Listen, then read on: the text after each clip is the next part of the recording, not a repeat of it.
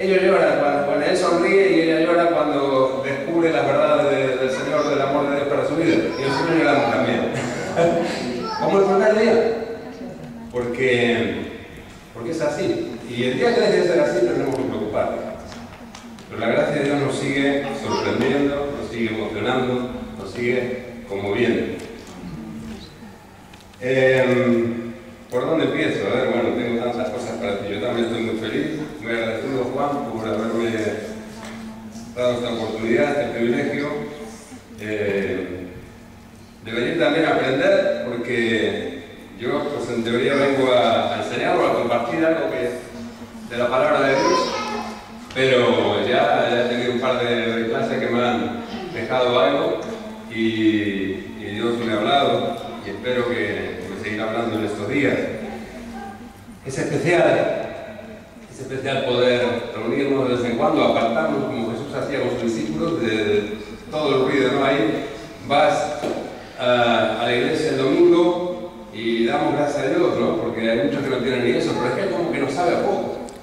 Y a los predicadores largueros menos, más, resulta más corto el tiempo, ¿no?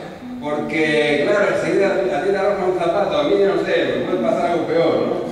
Pero ya no hace falta, mira, con los años, con los más jóvenes, pero con los años es solamente una mirada y te fulmina. Entonces, no ni zapato ni nada, ¿no? Tienes ahí a tu Espíritu Santo personal, digamos, con todo entre comillas, con minúscula, pero que te dice cuando has pasado la línea roja del tiempo. Y así, pues, sufrimos cuando hay tanto o estás en un momento de alabanza especial y no quieres que termine y es que a las 2 tenemos que terminar, que es domingo y hay que ir a preparar la comida y todo eso. Entonces cuando podemos apartarnos así de vez en cuando, a mí me encanta, ¿no? Porque puedo hablar 3 horas, por ejemplo, no pasa nada, bueno, pasa, tengo que ajustarme. Pero bueno, me entendéis, ¿no? Podemos escuchar, podemos ir, venir y incluso en los pasillos compartir aquellas cosas que Dios está haciendo en nuestra vida y necesitamos eso.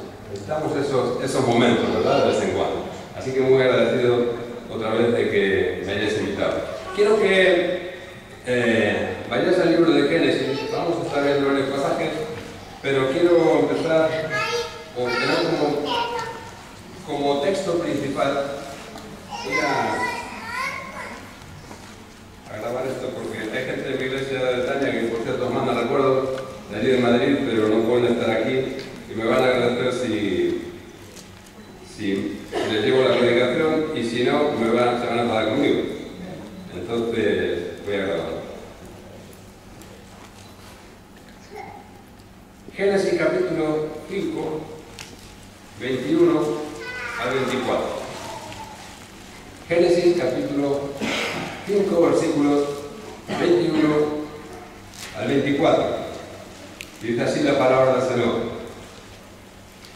Vivió Enoc 65 años y engendró a Matusalén. Y caminó Enoc con Dios después que engendró a Matusalén 300 años y engendró hijos e hijas.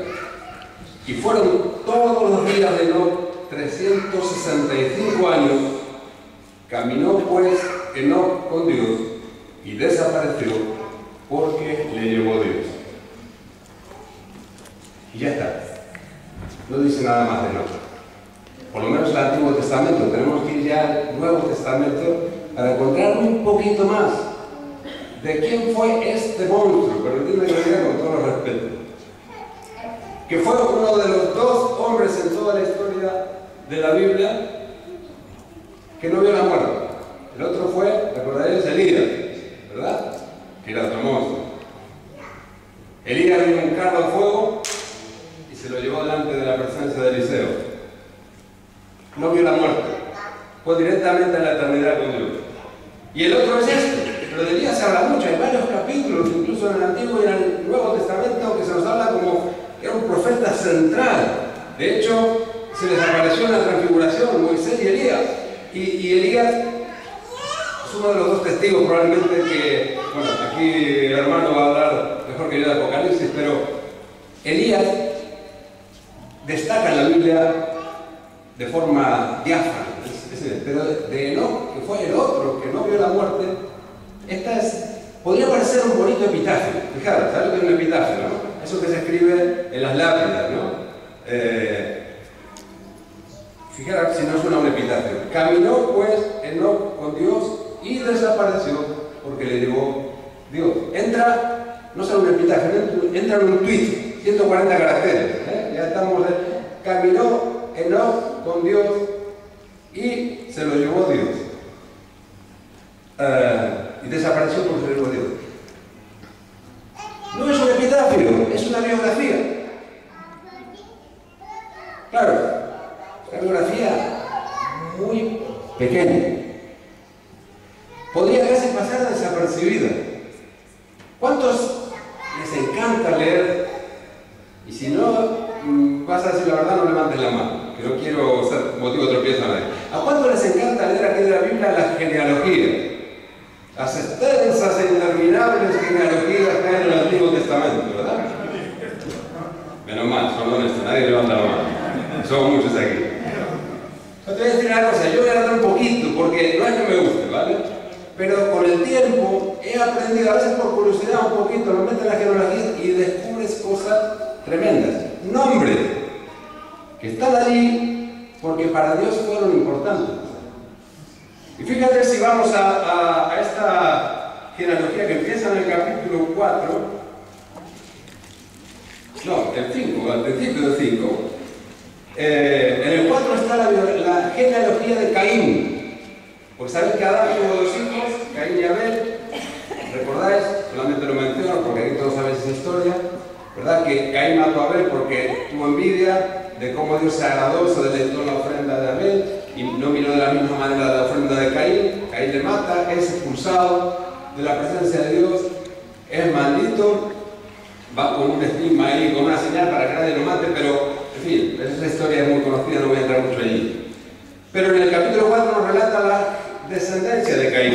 Y esos hijos de Caín iban de alguna manera a ser un símbolo de esa generación o esas generaciones que se extienden por el mundo de espaldas y construyen el mundo, el sistema, la vida de espaldas a Dios, incluso en contra de los propósitos de Dios. Esa es la descendencia de Caín. De hecho, luego cuando se nos habla a través de nombres en Judas y se nos dice, como un mal ejemplo, se nos habla de los que siguieron el camino de Caín. O sea, Caín aparece como ejemplo, arquetipo de maldad y de impiedad. Pero en el capítulo 5 tenemos qué pasó cuando murió Abel. Adán y Eva tuvieron otro hijo. Y no fueron muy originales. Le pusieron el nombre Set, que quiere decir sustituto. Fíjate qué triste para Set que recibir el nombre de sustituto. He conocido familias, y espero que nadie se lo tome si ha sido el caso, pero yo no lo recomiendo. Y algunos psicólogos tampoco. De que han tenido la desgracia de perder un hijo, por ejemplo un hijo varón, que se llama Juan, y al siguiente pues le pusieron Juan también para reemplazar a ese, ¿no? Y eso no ayuda a veces a que el hijo se sienta que es único, que es especial, es un problema, ¿no? Bueno, nadie se sienta mal si este ha sido el caso de alguno de vosotros, ¿vale? Pero si tenéis opción o alguien sabe que va a poner un hijo, de tratar de disuadirlo, ¿no? Es mejor que le ponga otro nombre y que ese nuevo niño se sienta que es especial y único. Bueno, a Seth le pusieron sustituto, eso quiere decir Seth.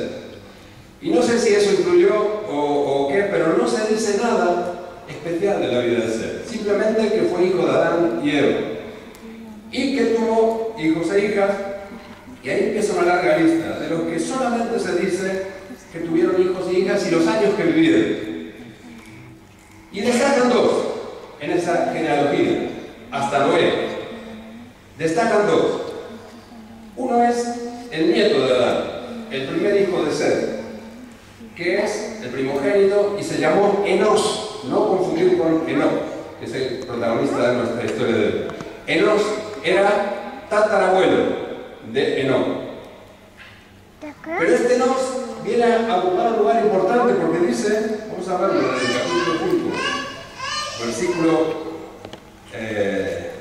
8, y fueron todos los días de Seth 912 años y murió. Y vivió su hijo Enos 90 años y engendró a Cainán. Y vivió Enos después que engendró a Cainán 815 años y engendró hijos e hijas.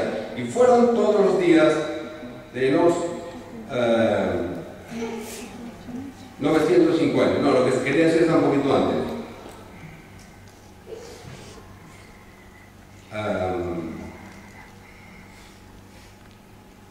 Bueno, perdonadme, pero hay una frase ahí que no me encuentro ahora, porque no es mi Biblia esta de lectura, está ahí, lo voy a traer de todo. Y fueron los días que vivió Adán 930 años y murió, vivió 105 años, 105 años y engendró a Enos, vivió tal. Fueron los días de ser 900 años, vivió Enos 90 años, y fueron todos los días de Enos 905 años y murió, vivió Canaán. Bueno, no lo encuentro ahora, pero está aquí, si alguien lo encuentra, pero dice, cuando dice, y entonces empezaron los hombres a invocar a Jehová. Con Enos. 4:26. El último versículo del 4, ¿no? Ahí está, claro, que ahí cuenta lo de ser, por eso lo he encontrado. Gracias. Dice en el 4:26, y a Set también le nació un hijo, llamó su nombre Enos, que es el tatarabuelo de Enos. Dice, entonces los hombres comenzaron a invocar allí el nombre de Jehová. Aquí hay un salto cualitativo, porque hasta parece que el Set no fue muy espiritual en el sentido, que era el hijo de Adán, no sabemos, pero cuando nace los hombres empiezan a invocar el nombre de Dios. Ya es un salto importante y esa es esa búsqueda de Dios, ese invocar a Dios que posiblemente consistiría en empezar a hacer sacrificios y tal, como hacían en tiempos primitivos, como haría después Noé. Pues en esa búsqueda de Dios trajeron bendición a toda la generación posterior y esa es la descendencia de Adán a través de Set. Una descendencia que va a ser de bendición y va a ser donde va a haber bendecido. Pero hay otro que destaca mucho más y es este que hemos leído, el tataranieto de Enos. Ya en ese ambiente familiar de que se buscaba a Dios de alguna manera, pero posiblemente no de una manera muy profunda ni religiosa, hasta ahí de nadie se dice que hubiera caminado con Dios. Pero no, caminó con Dios. Y fue tal esa relación, esa caminata, vamos a hablar mañana probablemente un poco más de esto, que es caminar con Dios. Fue tal esa relación en el tiempo con Enoch que Dios se lo llevó sin ver la muerte. Es el único. Su hijo fue muy famoso, fue más famoso que él. ¿Quién no oyó hablar de Matusalén? Tiene más años que Matusalén. Pues en nuestra cultura trascendió más Matusalén que su padre. Pero de Matusalén lo único que se dice es que fue hijo, que tuvo más hijos y que vivió 969 años. Su padre no vio la muerte, pero dejó este mundo siendo un chaval, muy joven, apenas 365 años. Un crío. Pero bueno, cuando la media de edad era 900 años, pues 365 años era muy joven. Así que pocas cosas sabemos de Enoch por estos datos, pero las que sabemos son muy importantes y luego se complementan con algunas que se nos dicen en el Nuevo Testamento que ahora vamos a ver. Quiero hacer un paréntesis antes. Decía antes nuestro hermano José Joaquín al predicar, dice, no soy profeta. Y yo podría decir lo mismo. No soy profeta y no soy muchas otras cosas. Aunque yo apenas le conozco a José Joaquín y a su esposa y a sus hijas, pero ahora sé más cosas de él después de haberle tratado y escuchado de las que él ha dicho. No porque Juan me haya contado, alguna cosa me ha contado, pero sino porque viéndole y escuchándole sé más cosas acerca de él. Sé que es un hombre que ama a Dios, sé que es un hombre que conoce la palabra, sé que es un hombre que se ha consagrado a conocer más y lo que saca no es teoría solamente, sino que es algo que se aprende en el camino, en el caminar con Dios. Así que yo sé más cosas que las que él dice.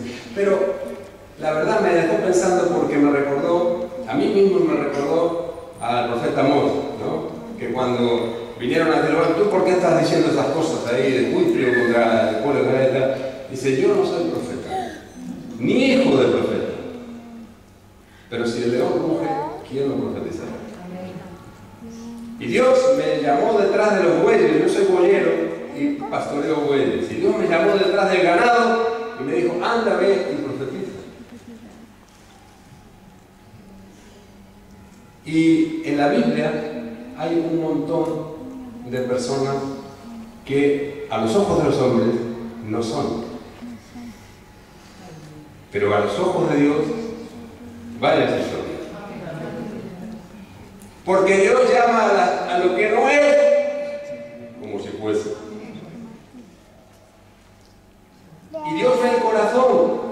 Allí pasaron todos los hijos de Isaí en el casting ese que hubo ya en la familia casting para ver Samuel quién era el nuevo rey en reemplazo de Saúl.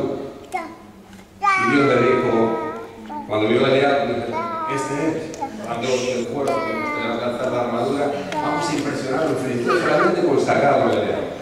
Pensaría Samuel posiblemente, como cualquiera de nosotros.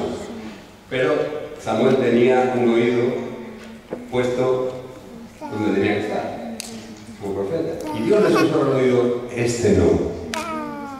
Este no es. ¿Qué pasa que sigue? Así los 7 hijos de Isaac. Y no hablé, Dios le dije, este tampoco, este tampoco, este tampoco. Y al final dice Samuel, ¿no hay más hijos? ¿No tiene más hijos? ¡Qué sorpresa! Pues sí tengo uno más, pero ese pequeño está en el campo, cuidando las ovejas. Pues no vamos a comer hasta que él no venga. ¿Por qué es eso? El que no era ni para su padre, era ese. Y sabes, yo, si me tuviera que describir a mí mismo, un poco siguiendo el ejemplo de aquí de José Joaquín, yo podría decir, no solo que no soy profeta, no sé muchas cosas, me sería más fácil definirme por lo que no soy que por lo que soy. Porque no soy, para empezar, no soy misionero, por lo menos no soy misionero como, aunque fui enviado por Dios, o fui llamado por Dios a venir a España y hemos realizado una tarea con Lilian de misioneros, ninguna agencia nos envió, ni siquiera nuestra iglesia nos envió. Nuestra iglesia no lo entendía mucho y nos bendijeron, nada más. Pero no vinimos con ofrenda ni con nada, vinimos por nuestra cuenta. A ver qué nos decía Dios aquí está la tierra. Y con los años, pues, conocimos a algunos de vosotros allí en Reto y por 12 años casi fuimos ex-toxicómanos sin haber sido toxicómanos. No te rías, porque yo casi sentía los síntomas. Cuando un chico venía con el síndrome del mono y lo acompañaba a pasear, yo casi lo sentía. Por muchos años, ¿vale? Así que puedo decir que soy ex-toxicómano sin haber sido toxicómano, no cualquiera. Y después, pasaron los años, salimos y empezamos una iglesia, que gracias a Dios pues una realidad, Betania, una iglesia que amamos mucho. Estoy grabando, quiero que lo escuchen mis hermanos. Pero es la verdad, ellos lo saben, no pesa decirlo, los amamos mucho y además es una iglesia pequeña pero preciosa. Y es pequeña, pero sí, tenemos misioneros en varios países de ahí que van, vienen, jóvenes que han ido a China, ahora algunos están en Estados Unidos, otros están en Argentina. Y Señor, ¿qué estás haciendo? Bueno, pues amamos a nuestra iglesia, ¿verdad? Pero somos pastores, pero sin haber sido ordenados por nadie. No somos pastores más que porque el Señor nos nombró. Bueno, sí, después me dieron un carnet de la federación porque la iglesia no éramos pastores, pero no estudiamos en ningún seminario. 4 meses estuve en el seminario de teología. Y no porque no lo valore y no he tenido la oportunidad. Ambos eran bolleros, yo soy informático, pero ya ha cambiado tanto la informática que ya no tengo ni esa profesión. Luego empecé a trabajar en la Federación Evangélica y hago periodismo, no soy periodista. Y en fin, podría seguir una lista larga de cosas que hago sin ser. Es mucho más lo que no soy que lo que soy. Bueno, sí, soy esposo, soy padre de 5 hijos, pero eso sí. Eso puedo decir.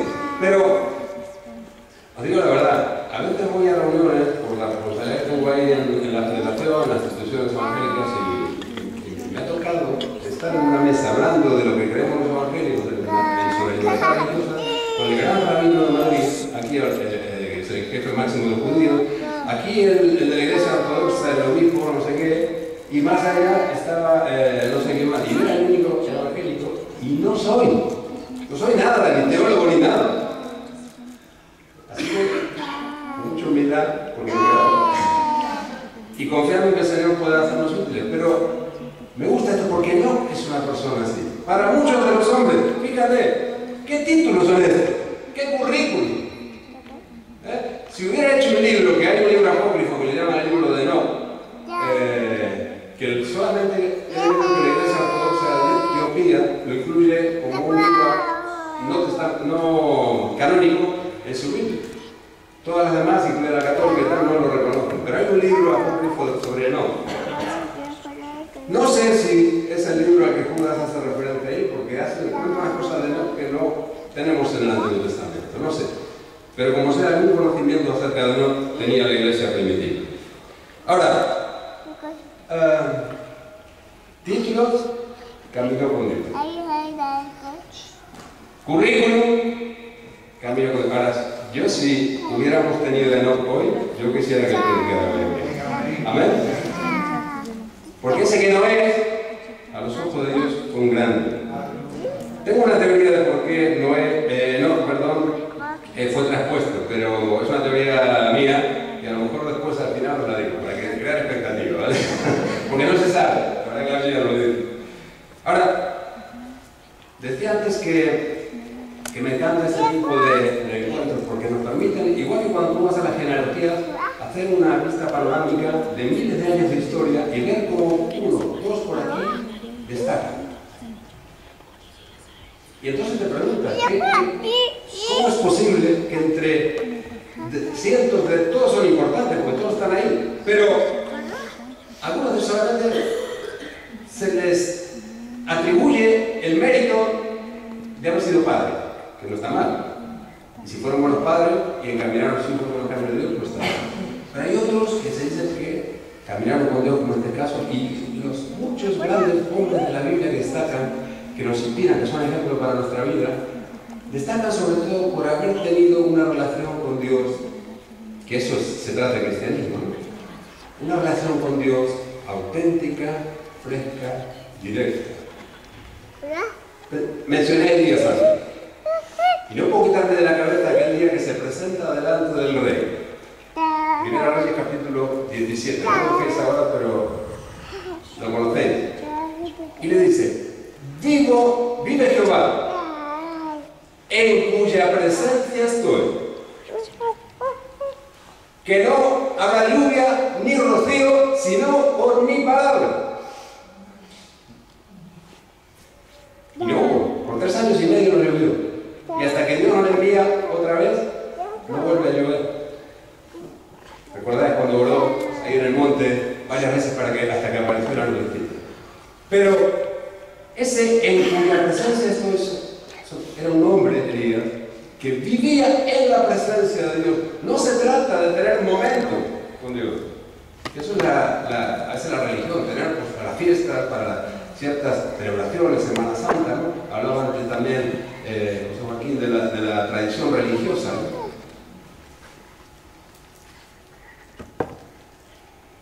Elías no tenía una tradición religiosa, ni ninguno de los hombres que destacan en la Biblia y que son ejemplos para nosotros. Es interesante que en Hebreos, capítulo 11, en la Galería de los Héroes de la Fe, justamente Enoch, que es el séptimo desde Adán, séptima generación desde Adán, ¿qué puesto ocupa el ranking de los Héroes de la Fe? Segundo, tiene Abel y Enoch. Se saltan todo lo demás por encima. Ni se menciona. Y así hay varios santos. Destacan aquellos que tuvieron fe y por esa fe agradaron a Dios. Así que ya sabemos algo más de Enoch. Que era un hombre que agradó a Dios por su fe. Ese versículo que nosotros decimos tan claro, ¿no? y sabemos de memoria. Porque sin fe es imposible agradar a Dios, porque es necesario que el que se acerca a Dios crea que Dios existe, que le hay, y que Él premia a los que le buscan. Ese versículo lo dijo por Enoch, contando, o sea, lo dijo por todos, pero inmediatamente después de hablar de Enoch, el autor de Hebreos saca esta gran declaración. sabemos algo más de Dios. Para el Espíritu Santo y para los autores del Nuevo Testamento, los apóstoles y demás escritores, Enoc fue un hombre muy especial. Aún así se nos dice poco, pero muy especial. Una de las cosas que nos ayudan estos encuentros es, y voy a decir que para mí es nuestro objetivo aquí. Creo, estoy convencido que todos los que me precedieron, incluso en la alabanza y las oraciones que he escuchado, tenemos el mismo objetivo. Es un gran objetivo. Y es tener un encuentro fresco y auténtico con el Dios eterno. Lo cantamos en la primera reunión. Hay una canción preciosa que habla del Dios eterno.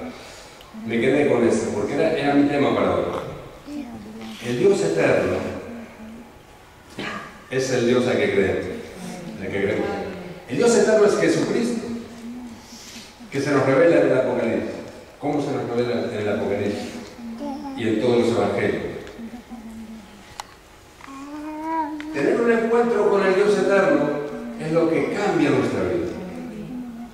Lo que nos saca de la miseria, lo que nos saca de lo material, lo que nos eleva a lo que realmente hemos sido llamados a ser hijos de Dios.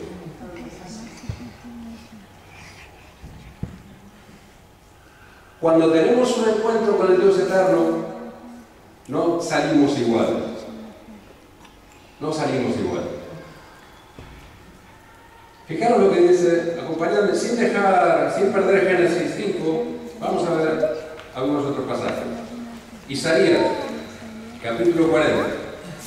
Isaías fue alguien que tuvo un encuentro, era un hombre de la alta sociedad judía, estaba en la casa de los reyes, era un hombre de Dios, consejero, profeta, no sabemos cuántas cosas más, pero en el capítulo 6, años antes y después, en la vida de Isaías, es cuando él tiene esa visión de Dios que le impacta tanto, esa visión con serafines, querubines, y bueno, que él se siente que tiene que morir porque ha visto a Dios con sus ojos.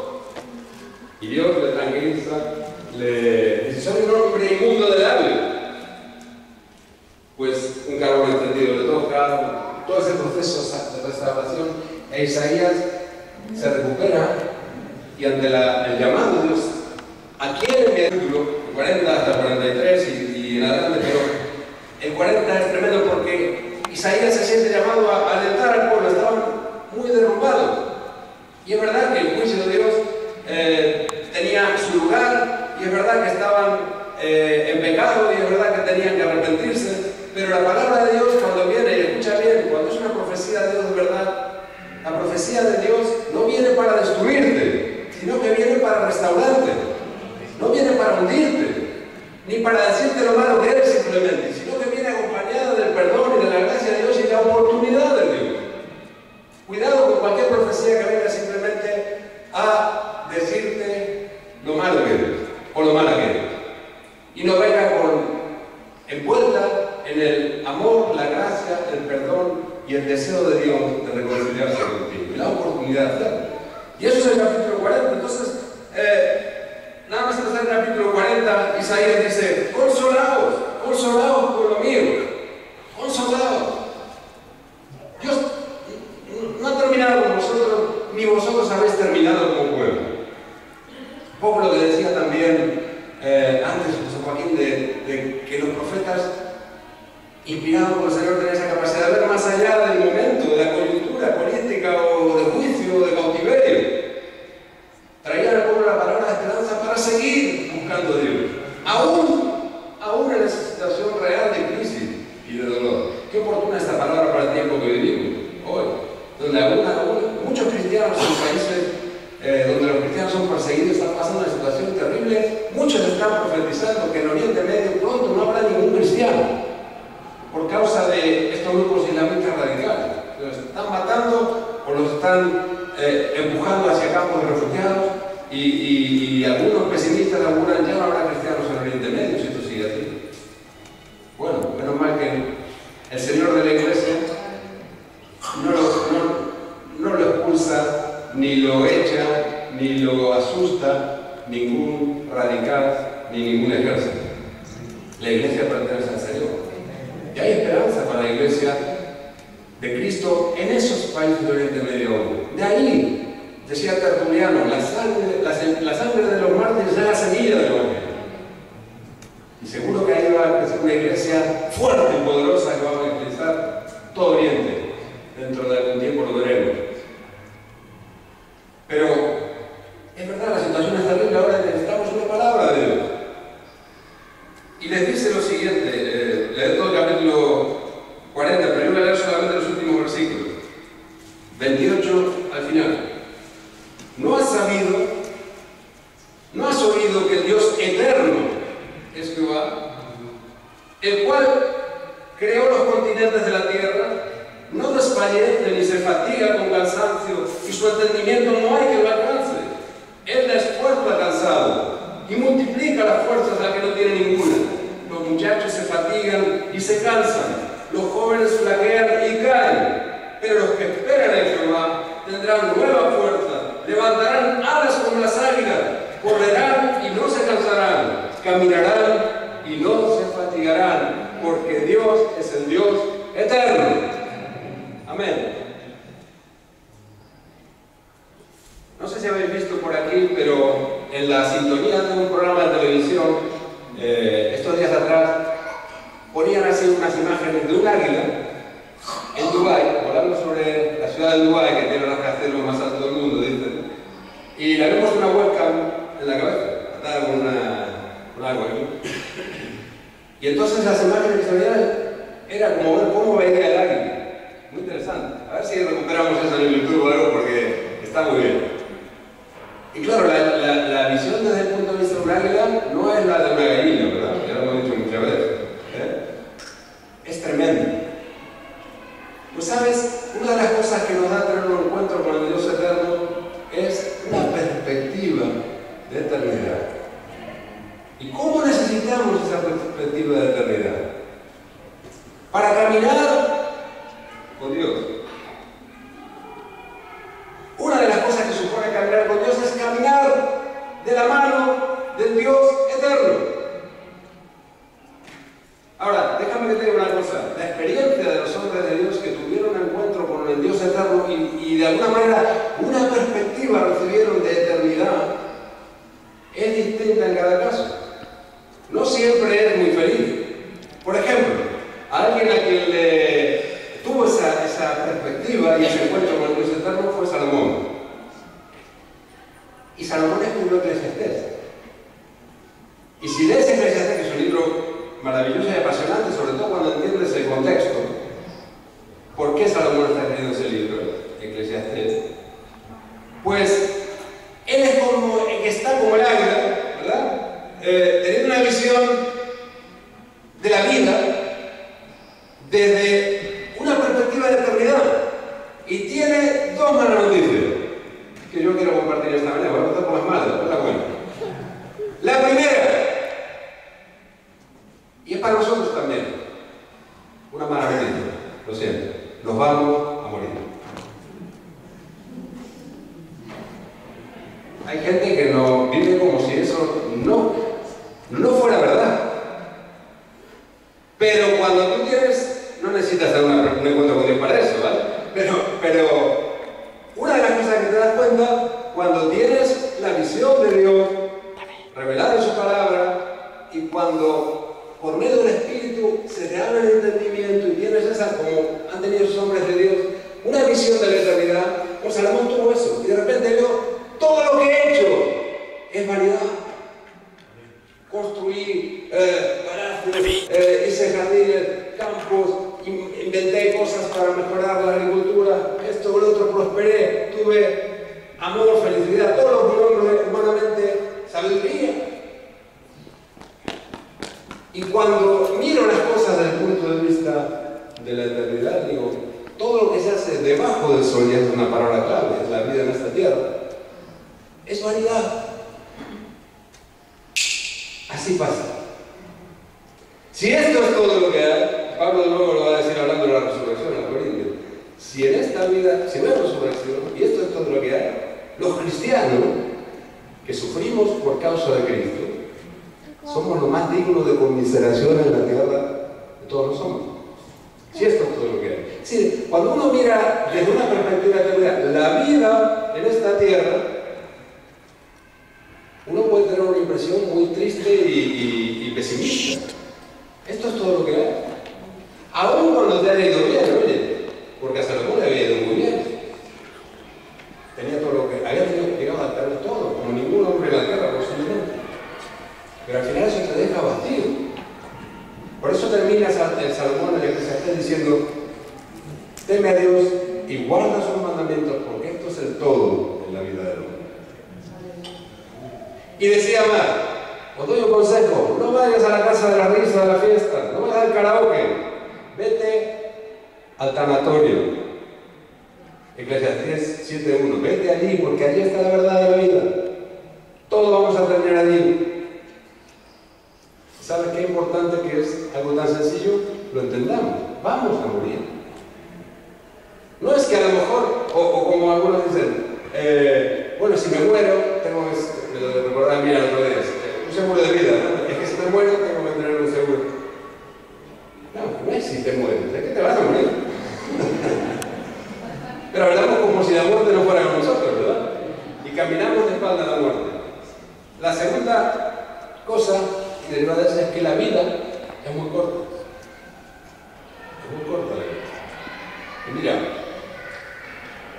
hoy que la vida se complica más, y aquí hay jóvenes que están, no quiero que se vayan antes de escuchar la parte buena, ¿vale? Porque esto puede ser muy desesperanzador. Vamos a ver otro hombre que tuvo un encuentro con Dios eterno. Salmo 90. El Salmo 90 se lo atribuyen a Moisés. Oración de Moisés, varón de Dios. Y Moisés, recordad que iba al monte, estaba ahí 40 días orando a Dios, y después volvía con el rostro que se lo tuvieron que tapar porque estaba impactado por la gloria de Dios. Bueno, parece ser que, pese a lo maravilloso que cualquiera de nosotros diría: sí, yo quiero tener esa experiencia, ¿no? Pues a él le dejó un sabor agridulce esa experiencia. Además de mucha responsabilidad sobre sus hombros, no fue todo alegría. Fíjate, dice: Señor, versículo 1, tú nos has sido refugio de generación en generación, antes que naciesen los montes y formasen la tierra y el mundo, desde el siglo y hasta el siglo, tú eres Dios. Esto es decir, eternamente, como Jesús se presentó: yo soy el alfa y el omega, el principio y el fin, el que era y el que ha de venir. Entonces, Moisés se da cuenta, cuando en ese encuentro con Dios, tú estabas en el principio y estarás en el fin. Pero dice un poquito más adelante, versículo 4, porque 1000 años delante de tus ojos son como el día de ayer que pasó y como una de las vigilias de la noche. Los arrebatas como con torrente de agua. Son como sueños, como la hierba que crece en la mañana y en la mañana florece y crece y a la tarde es cortada y se seca. Porque en tu furor somos todos consumidos, con tu ira somos todos turbados. Y más en el 9 dice, porque todos nuestros días declinan a causa de tu ira, acabamos muchos años con un pensamiento. Los días de nuestra edad son 70 años, en los más robustos 80. Él vivió 120. Ya entonces no había la vida tan larga como en el tiempo de Noé. Pero esa agua de la vida es muy corta. Con un pensamiento acabamos nuestros días, dice. Y hace una oración, versículo 12. Enséñanos de tal modo a contar nuestros días que traigamos al corazón sabiduría. Muy importante. Si la vida es tan corta, podemos caer en el pesimismo de algunos, ¿no?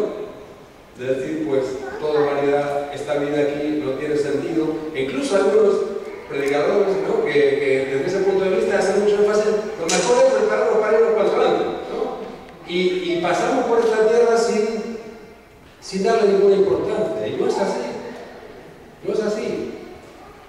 Aquel que es el Dios eterno, cuando anduvo por esta tierra, vino porque era muy importante estar aquí. Eso es lo primero. Estuvo 33 años aquí, tuvo una vida muy corta. En esos 3 años redimió el tiempo al máximo, que es lo que tenemos que hacer nosotros. Y nos enseñó que tenemos que que vivir cada día. Cada día. Basta cada día su propio mal. Cada día en relación con Dios. Cada día conscientes, vivos, de que estamos un día nuevo. Este es el día que hizo el Señor. Nos gloriaremos y alegraremos en Él. Así que sí que tiene importancia el tiempo en esta vida debajo del sol. Sí que tenemos que aprender y pedirle al Señor que nos dé sabiduría para saber cómo contar los días en esta tierra y cómo vivirlos plenamente. Sí que es importante saber que esta vida tiene un propósito y que tenemos, dice Pablo a los atenienses, dice, Dios estableció los tiempos para que los hombres busquen a Dios. Ya sabemos una de las razones por las que estamos en la tierra en este tiempo, para buscar a Dios. Pero ¿qué significa este buscar a Dios? ¿Qué significa caminar con Dios como caminó Enoc? Significa muchas cosas, las vamos a dar un poquito después en la próxima clase.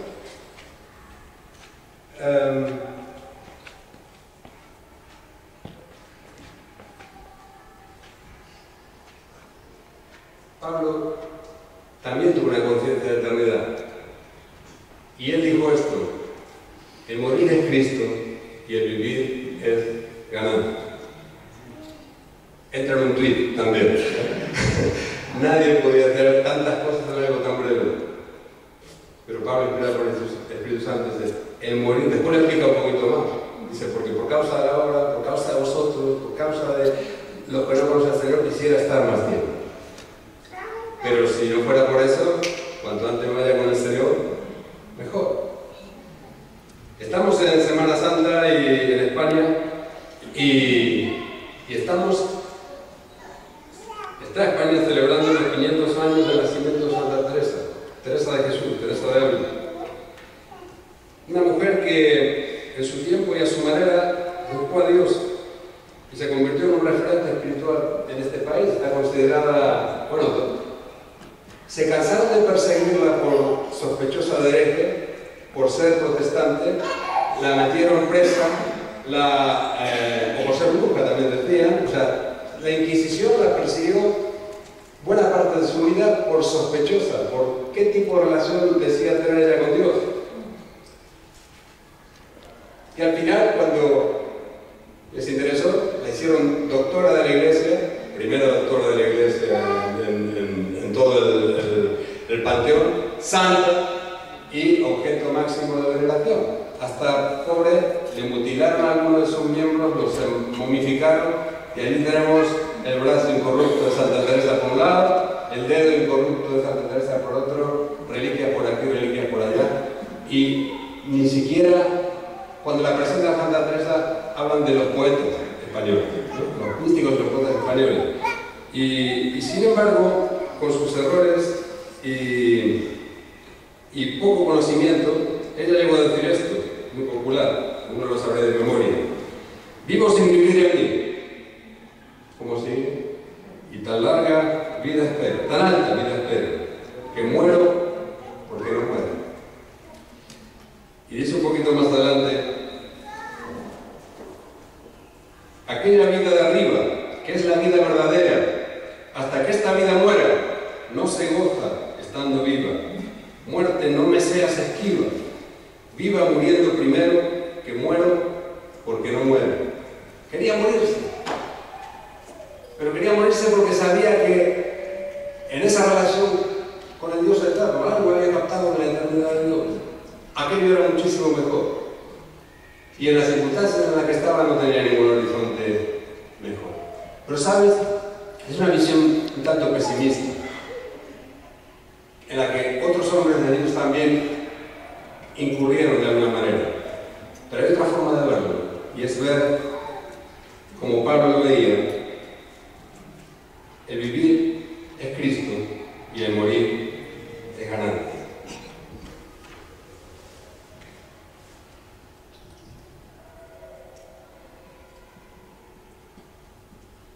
Los discípulos tuvieron un encuentro con el Dios eterno en el monte Tabor. Y allí Jesús les llamó aparte a tres, los del círculo pequeño de Jesús. ¿Quiénes eran? Jacobo, Pedro y Juan. Y estando allí, dice, los Mateo, Juan también lo cuenta, Lucas, que se transfiguró. Y sus ropas se pusieron, bueno, adquirió una imagen del cuerpo glorificado, no sabemos bien qué consistió esa transfiguración, pero se glorificó delante de ellos. De todas maneras, me gusta cómo lo cuenta Pedro. En 2 Pedro, capítulo 1, 16. Ya vamos terminando.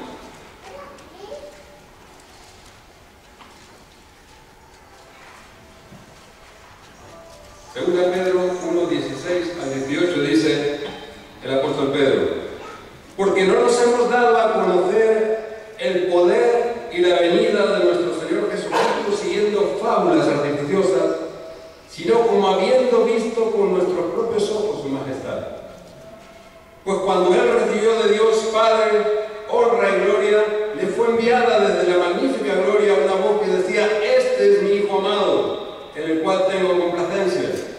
Y nosotros oímos esta voz enviada del cielo cuando estábamos con Él en el monte santo.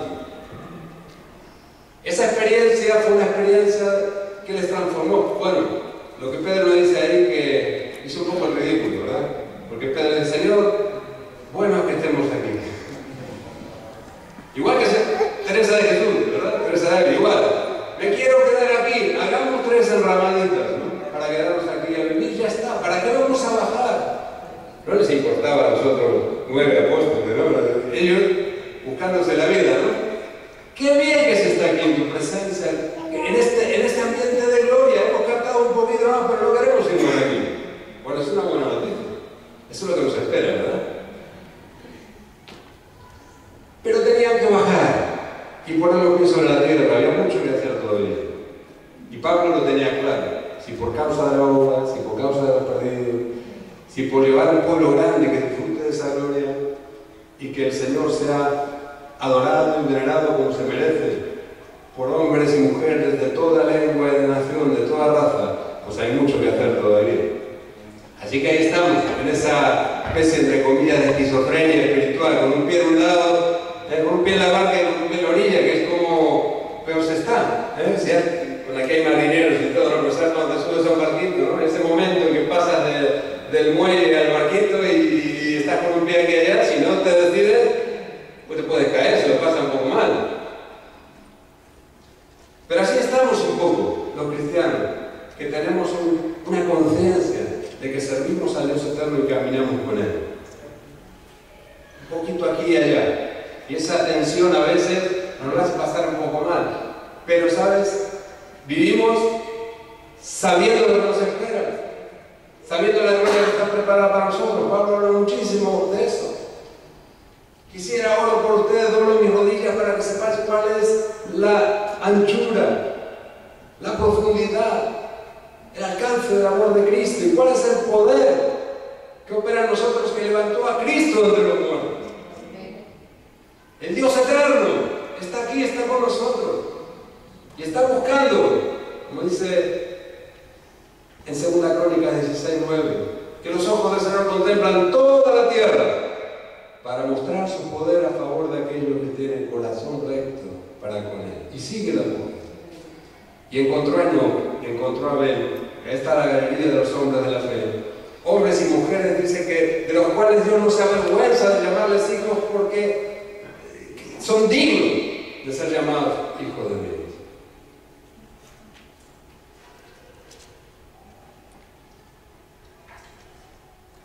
Esto es motivo de mucha esperanza para los que no somos. Porque no somos muchas cosas. Todos tenemos, también a los ojos de los hombres, una dignidad y una importancia. Pero eso se nos queda pequeño, ¿verdad? Cuando vemos tantas injusticias que hay aquí en la vida que vivimos y perdemos la perspectiva, ¿no?, de quiénes somos. Tenemos que recuperar esa perspectiva, esa visión. De que aunque no seamos para muchos, para Dios somos. Y que Él nos ve en Cristo como un objeto digno de su amor, de su posesión. Y nos ve el propósito. Y tiene un propósito para cada uno de nosotros. ¿Sabes? Espero que en estos días, antes de irnos de aquí, podamos salir con esa visión, esa perspectiva. Si nos lleváramos eso, de todo lo que se está hablando, esa visión renovada, esa convicción profunda, por medio del Espíritu y la palabra, y todo lo que, la presencia de Dios, saliéramos como salió Moisés, ¿verdad? No teniendo que taparnos la cara, ¿no? Hoy en día hay otras cremas y todo lo que se puede poner. Ya estoy diciendo tontería, porque estamos terminando, ¿vale? Pero para ver si estáis despiertos. No quiero ser un predicador eterno, ¿vale? Me quiero portar bien y voy a terminar ya. Pero que salimos de alguna manera llenos de la gloria de Dios, conscientes de que no importa que no tengamos un gran currículum ni que para los demás no seamos muchos, pero para que Dios y para muchas personas que forman parte de su pueblo también somos personas muy valiosas, que en ese caminar con Dios hacemos una obra. Es un caminar de revelación. Vamos a ver esto un poco después, aunque algo ya nos ha adelantado aquí el pastor cuando habló de Apocalipsis. El caminar con Dios como camino no es un camino de revelación, es un camino que vamos conociendo. Mira, no hay nadie que me conozca como mi mujer, ¿vale? Estamos celebrando este año 30 años de matrimonio, más 2 que de novio. Y no hace falta muchas veces que yo diga nada para que ella ya sepa por dónde voy. Y viceversa. Porque yo creo que ella me conoce más a mí que yo a ella. Porque las mujeres tienen una parte de misterio siempre ahí, que no llegamos los hombres, ¿vale? Pero sí, es como el bolso de las mujeres, ¿no? Que a veces ni ella encuentra lo que busca en el bolso. Bueno, pero el corazón y la mente de la mujer es un poco así. No tiene compartimento como los de los hombres, ¿no? Que sabemos, bueno, somos más sencillos. 2 teclas y ya funcionamos así, pero las mujeres son más complejas, más ricas en su espiritualidad también, en muchas cosas. Entonces son más misteriosas. Lo dejo ahí, ¿vale? Para no meterme en el libro. Después tengo que dar cuenta. Pero que me parece más fácil que mi mujer me conozca más a mí que yo a ella por esa razón. Pero como sea, en ese caminar te conoces, hay una revelación personal. ¿Cuánto más con Dios? Que desea darse a conocer, que además es perfecto, no oculta nada, no muestra su mejor cara, ¿verdad? Él tiene siempre la mejor cara. Y quiero terminar leyendo unos versículos de Salmo 103, un precioso salmo.